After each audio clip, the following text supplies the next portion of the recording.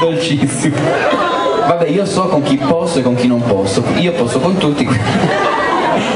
Scherzo, ovviamente. No, perché poi magari dicono che sono anche stronzo. È vero però, non si dice? Come mai? Sono passate le 10, no? Sono passate le 10. Abbiamo diminuito, prima era mezzanotte, adesso sono le 10.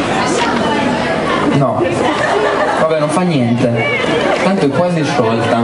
È diventata come la quinta pallina. Allora, il prossimo brano è Amami, musica.